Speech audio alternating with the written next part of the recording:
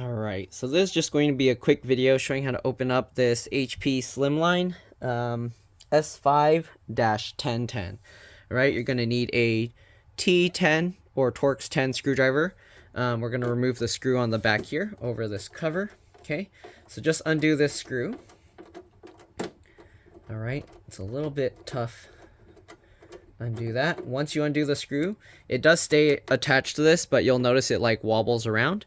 Then you can go ahead and grab here, use your knuckles and push this way as you pull the cover. Okay, so just like this, and there we go, we got this side panel off. All right, so I'm just gonna show the RAM and the hard drive. We're gonna remove this front panel first. So this has clips, you gotta pull them up. All right, so just like this, pull these up, and then it swings forward like that, and then you can go ahead and kind of lift it, wiggle it, and pull that off. Okay, once you've done that, the optical drive or CD drive is here. We can go ahead and remove that as well. So this has a little button on top that you kind of squeeze down, and then you can pull that out. There's this little cable here as well. You kind of just wiggle it and pull it. Okay, if you can, grab the white part of the connector, and there we go. And then we have this SATA data cable as well that you kind of grab the sides of and you kind of wiggle to pull it out. Once you've done that, you can lift this up. All right, so it goes up all the way like that. You have the hard drive in here. To remove the hard drive, there's a little trick here. So on the front, there's this here that you kind of pull out. You can see there's a screw here. You pull this out to get this metal tab out of the way. So let me open this. So while I'm pulling the tab here outwards, okay, we can now lift from here. So we're gonna lift this side. So I'm using my thumb and I'm gonna push my fingers down here while I pull up with my thumb, just like this, and you see it swings up. Okay, and then same thing, there's this cable here for the power, and then this cable here for the data.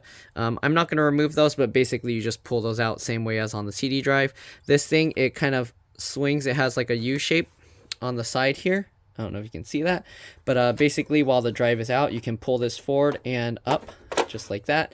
And here you have the hard drive. This is a SATA 3.5-inch SATA drive. You can put a 2.5-inch SATA SSD in here and just leave it in here rolling around. You don't need to secure it. If you want to secure it, they do sell 2.5-inch to 3.5-inch brackets that kind of, or adapters that let you kind of fit it in the same space.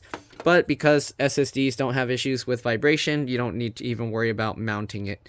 Anyways, we're going to put this back in. So get the back in first, slide it in that U shape, and then just lower this down, make sure this cable is not getting caught up here, and then lower it and click that into place. All right, so there we go. We have that back in. All right.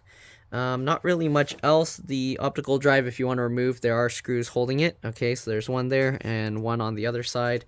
And then you can just slide it out, but we're not going to do that. Actually, there's only one screw, and then I guess the rest are just held in with these little dimples. Okay, so only one screw holding the CD drive in, it looks like. Okay, the RAM is right here. If you want to remove it, go from the sides here and then pull these tabs out. Okay, and then the RAM will pop out. Here you go, and we have this PC3 10600U RAM, 2 gigs. Usually there's no limit, so I'm pretty sure you can get 2 8-gig sticks or something and have 16 gigs total if you wanted. All right, anyways, we're gonna line this back up.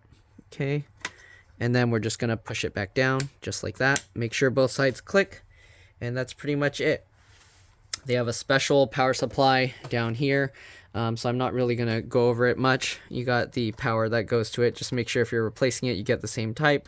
Then you have this fan here. I believe that's like an 80mm fan, but I'm not 100% sure. You can measure it yourself. And yeah, not really much else in here to kind of talk about. So let's go ahead and put this thing back together. Okay, so I'm not sure why. Is this getting caught on something? Like, this thing doesn't seem to want to go down as flat as before. I was seeing that before, and I'm not sure why, because there's not really anything that moved or changed or went in the way. And I don't see anything that's getting smushed here. Maybe that's just how it was. I don't know. But yeah, alright. Anyways, let's see.